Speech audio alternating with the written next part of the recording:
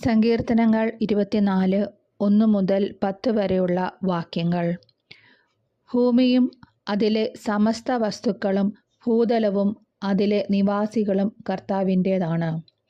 സമുദ്രങ്ങൾക്ക് മുകളിൽ അതിൻ്റെ അടിസ്ഥാനമുറപ്പിച്ചതും നദിക്ക് മുകളിൽ അതിനെ സ്ഥാപിച്ചതും അവിടുന്നാണ്. കർത്താവിൻ്റെ മലയിൽ ആരു കയറും? അവിടുത്തെ വിശുദ്ധസ്ഥലത്ത് ആരു നിൽക്കും? കളങ്കമറ്റ കൈകളും നിർമ്മലമായ ഹൃദയവും ഉള്ളവൻ, മിഥ്യയുടെ മേൽ മനസ്സ് പതിക്കാത്തവനും കള്ളസത്യം ചെയ്യാത്തവനും തന്നെ. അവൻ്റെ മേൽ കർത്താവ് അനുഗ്രഹം ചൊരിയും. രക്ഷകനായ ദൈവം അവന് നീതി നടത്തിക്കൊടുക്കും. ഇപ്രകാരമുള്ളവരാണ് അവിടുത്തെ അന്വേഷിക്കുന്നവരുടെ തലമുറ. അവരാണ് യാക്കോബിൻ്റെ ദൈവത്തെ തേടുന്നത്.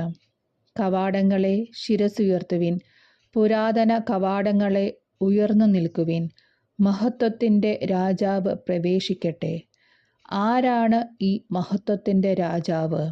പ്രബലനും ശക്തനുമായ കർത്താവ്, യുദ്ധവീരനായ കർത്താവ് തന്നെ.